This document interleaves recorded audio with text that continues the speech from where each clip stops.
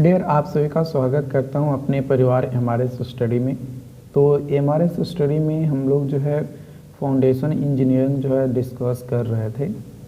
तो ये जो फाउंडेशन इंजीनियरिंग हम लोग यहाँ पे डिस्कस कर रहे थे, उसमें हम लोग सबसे पहले जो चैप्टर देखें, फाउंडेशन इंजीनियरिंग में 2 चैप्टर्स आपको जो है डिस्कस करने वाले हैं, मतलब 2 चैप्टर आपको पढ़ने हैं। पहला चैप्टर है shallow foundation and bearing capacity और दूसरा चैप्टर जो है डीप फाउंडेशन के बारे में पढ़ना है, जिसमें पाइल फाउंडेशन और भी कई सारे frictions, negative friction, positive frictions के बारे में पढ़ने हैं। तो यहाँ पे अभी पहले शैलो फाउंडेशन पे कुछ क्वेश्चंस हम लोग देख लेते हैं, उसके बाद डीप फाउंडेशन की ओर हम लोग जो है डिस्कस करेंगे, प्रोसीड करेंगे। तो यहाँ पे shallow foundation and bearing capacity में पहला क्वेश्चन है, which of following statement is not correct. कौन सा स्टेटमेंट करेक्ट नहीं है, यानी गलत स्टेटमेंट है ना, गलत स्टेटमेंट आपको बताना है। The ultimate bearing capacity of strip foundation supported on the surface of sandy soil increases in direct proportion to the width of footing. ये स्टेटमेंट जो है हमारा ट्रू है। A clay deposit with a liquidity index greater than unity is in the state of plastic consistency। ये statement जो है false है। उसके बाद है आपका the cohesion of normally consolidated clay is 0 when triaxial test is conducted under consolidated undrained condition। ये statement भी ट्रू है। In case of point load, Vossinesq equations predicts higher value of vertical stress at a point directly beneath the load as compared to Westergaard's equations। तो ये statement भी हमारा true है। तो बोला क्या जा रहा था क्वेश्चंस में कि इनकरेक्ट कौन सा है, तो फॉल्स कौन सा स्टेटमेंट है, तो सेकेंड स्टेटमेंट जो है हमारा क्या है, फॉल्स है।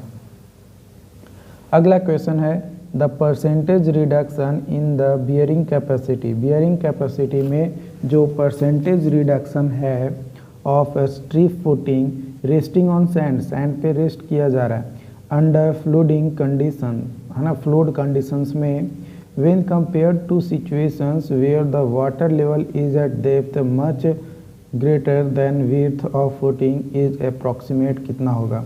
तो देखो यहाँ पे जो है आपका 4 ऑप्शन जो है दिया गया है, तो परसेंटेज आपको बताना है कि कितना रिडक्शन होगा। तो ultimate bearing capacity is equal to C N C plus gamma N C, यहाँ पे गामा एन क्यू होगा, ठीक है, plus half B gamma N Y, ठीक है। ये इक्वेशंस होता है बियरिंग कैपेसिटी का, किसका, bearing capacity, ultimate bearing capacity होता है। Then for cohesionless soil के लिए C इज इक्वल टू 0 और footing resting on sand surface, so depth of footing will also be 0। So equation 1 ultimate bearing capacity is equal to depth भी 0 हो गया और C भी 0 हो गया, तो टर्म 1 और टर्म 2 जो है 0 होगा, तो बच जाएगा term 3 half B gamma submerged in Y. क्यों, क्योंकि water level is at the base of footing पे है।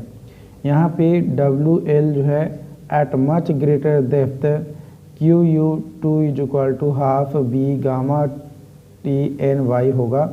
सो परसेंटेज रिडक्शन की बात किया जाए तो परसेंटेज रिडक्शन आएगा QU2 minus QU1 by QU1 into 100। तो gamma T minus gamma समर्ज्ड by gamma T into 100। तो यहाँ पे अगर गामा समर्ज्ड की बात किया जाए तो ये हाफ ऑफ गामा टी होता है, गामा टी जितना भी है उसका हाफ होता है। तो 1 में से अगर हाफ को घटाएंगे तो हाफ बचेगा, है ना, और 100 है तो हाफ यानी 50%, जो कि ऑप्शन नंबर सी में आपका जो है दिया गया है। ओके, अगला क्वेश्चन आपका यहाँ पे है, the width of a square footing, एक स्क्वायर फुटिंग का विड्थ क्या होगा, and the diameter of circular footing are equal, है ना, स्क्वायर फुटिंग और डायमीटर जो है सर्कुलर फुटिंग का वो जो है इक्वल है विड्थ जो है स्क्वायर का। If both the footing of ultimate bearing capacity of circular footing that to the square footing will be. तो अल्टीमेट जो बियरिंग कैपेसिटी होगा उसका एक तरीके से कह रहा है कि आप रेशियो निकाल के बताइए कि अल्टीमेट बियरिंग का कैपेसिटी का क्या रेशियो होगा वो बताना है। देखिए यहाँ पे जो विड्थ बात किया जा रहा है स्क्वायर फुटिंग बी इक्वल है डायमीटर ऑफ सर्कुलर फुटिंग के। सो डेप्थ ऑफ फाउंडेशन जो है इक्वल टू 0 है for sandy soil, C is equal to 0। तो Q U circular is equal to half, यानी फर्स्ट टर्म और सेकंड टर्म जो है इक्वल मतलब 0 होगा सर्कुलर के लिए, है ना, क्योंकि डी और सी जो है 0 है। सो थर्ड टर्म आ जाएगा 0.3 डी गामा एन वाई। तो ये हमारा आएगा इक्वेशन 1, है ना, ये क्या हो जाएगा इक्वेशन 1। इक्वेशन 2 स्क्वायर फुटिंग के लिए हमारा अल्टीमेट बियरिंग कैपेसिटी में टर्म सेकंड टर्म फर्स्ट दोनों क्या हो जाएंगे 0 हो जाएंगे। तो थर्ड टर्म आएगा 0.4 बी गामा एन वाई, ठीक। तो ये हो गया इक्वेशन 2। अब इक्वेशन 1 और इक्वेशन 2 को क्या करेंगे रेशियो लेंगे। किसका किसका रेशियो लेना है, सर्कुलर टू स्क्वायर, है ना, पहले सर्कुलर का लेना है उसके बाद स्क्वायर का। तो पहले सर्कुलर का अल्टीमेट बियरिंग कैपेसिटी उसके बाद स्क्वायर का अल्टीमेट बियरिंग कैपेसिटी, दोनों को डिवाइड किए तो हमारा 3/4 रेशियो आया, जो कि ऑप्शन नंबर सी में हमारा दिया गया है, ठीक। अगली क्वेश्चंस की ओर बढ़ते हैं।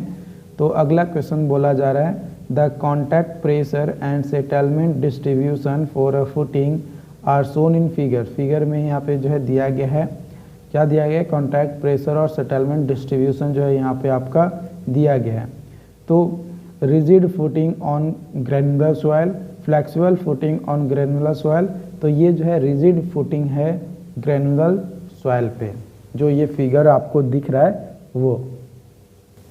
अगला क्वेश्चन है strip footing is resting on ground surface, ground surface पे रखा हुआ है of A clay pure clay bed, है ना, प्योरली क्ले बेड है मतलब बेस है, हैविंग अ अनड्रेन्ड कोहेजन, अनड्रेन्ड कोहेजन है CU है। तो जो अल्टीमेट बियरिंग कैपेसिटी होगा फुटिंग का वो किसके इक्वल होगा, तो 2πCV के इक्वल होगा। द प्लेट लोड टेस्ट, जो प्लेट लोड टेस्ट है वो कंडक्ट किया जा रहा है किस पे, क्लेई सॉइल पे, क्लेई सॉइल का जो लेयर है उस पे। By using a plate, plate का यूज किया जा रहा है जिसका डायमेंशन जो है 0.3 × 0.3 मीटर है। And ultimate load per unit area for the plate, जो अल्टीमेट लोड होगा per unit area for the plate was found to be, कितना पाया जा रहा है, तो 180 किलो न्यूटन जो है पाया जा रहा है। तो जो अल्टीमेट बियरिंग कैपेसिटी होगा 2 मीटर वाइड स्क्वायर फुटिंग का वो क्या होगा, 4 ऑप्शन जो है यहाँ पे दिए गए हैं। तो फॉर क्लेई सॉइल जो कि प्योरली कोहेसिव होगा तो जो बियरिंग कैपेसिटी होगा वो चेंज नहीं होगा, है ना, बियरिंग कैपेसिटी जो है चेंज नहीं होगा। और टेक एज नेग्लिजिबल चेंज, इसमें कोई नेग्लिजिबल चेंज होगा क्योंकि ये क्लेई सॉइल है, और जब क्लेई सॉइल है और उसमें कुछ ना कुछ डेप्थ भी हमारा है तो तीनों का तीनों टर्म जो है हमारा रहेगा, कोई भी टर्म जो है हमारा चेंज नहीं होगा, कोई भी टर्म मिस नहीं करेगा। इसलिए हमारा 180 किलो पास्कल जो है यहाँ पे हमारा क्या लिया गया, पाया गया ultimate load per unit area for the plate. तो उतना ही जो है हमारा क्या होगा, अल्टीमेट बियरिंग कैपेसिटी भी जो है होगा। तो option number B is the right answer. Okay, अगली क्वेश्चंस की ओर बढ़ते हैं। अगला क्वेश्चंस आपका बोला जा रहा है कि स्ट्रिप फुटिंग, एक स्ट्रिप फुटिंग है जो कि रेस्ट कर रहा है surface of purely clay soil deposit, है ना, क्ले सॉइल पे जो है रेस्ट कर रहा है। If the width of footing is double, और विड्थ जो है फुटिंग का वो डबल कर दिया जाता है, तो जो अल्टीमेट बियरिंग कैपेसिटी होगा वो क्या होगा, तो अल्टीमेट बियरिंग कैपेसिटी जो है सेम रहेगा, विड्थ ऑफ फुटिंग कुछ भी कर दिया जाए उससे कोई फर्क नहीं पड़ता है। अगला क्वेश्चन है net ultimate bearing capacity of footing in clay stratum क्या होगा? तो वो इंडिपेंडेंट होगा depth and size of footing का। Contact pressure for a rigid footing के लिए जो कॉन्टैक्ट प्रेशर है रेस्टिंग ऑन क्ले सॉइल पे जो फुटिंग रखा हुआ है उसका, वो सेंटर पे और एजेस पे है ना, at a centre and edges are क्या होगा? तो सेंटर पे जो है मिनिमम होगा और एजेस पे जो है मैक्सिमम आपका जो है देखने को मिलेंगे। उसके बाद अगला क्वेश्चन है the embankment is to be constructed with granular soil के जिसका वर्क यूनिट वेट जो है 20 kilo newton per metre cube है on a saturated clay silt पे जो डिपॉजिट किया जा रहा है। अनड्रेन्ड शियर स्ट्रेंथ जो है 25 किलो पास्कल है। एज्यूम करना है कि undrained general shear failure and bearing capacity factor जो है 5.7 है। तो जो मैक्सिमम हाइट होगा mm में of embankment at the point of failure वो क्या होगा? 4 ऑप्शन जो है यहाँ पे दिए गए हैं। तो देखो वाई टी दिया गया है 20 kilo newton per metre cube, N C दिया है 5.7, tau is equal to C is equal to 25 kilo pascal. तो at point of failure point पे जो हमारा स्ट्रेस काउज्ड होगा एम्बैंकमेंट के द्वारा वो इक्वल होगा बियरिंग कैपेसिटी के। तो gamma T into H is equal to C N C, तो 20 गुने एच प्लस इक्वल टू 25 गुने 5.7, so H is equal to 7.125 जो कि हमारा ऑप्शन नंबर ए में दिया गया है। तो इस तरीके से डियर आपको जो है क्वेश्चंस प्रैक्टिस करने हैं। जितना ज़्यादा आप क्वेश्चन प्रैक्टिस करेंगे उतना ज़्यादा आपके लिए बेटर होगा, और क्वेश्चंस प्रैक्टिस ही एकमात्र ऐसा जरिया है जिसके थ्रू आप बेहतर कर सकते हैं। तो क्वेश्चंस प्रैक्टिस ज़रूर करें और अपने दोस्तों को बताएं कि इस कोर्सेज़ के साथ ज्वाइन करें, हमारे ऐप के साथ ज्वाइन करें, ताकि उनको भी जो है बेहतर नॉलेज उन्हें मिल सके। Thank you so much.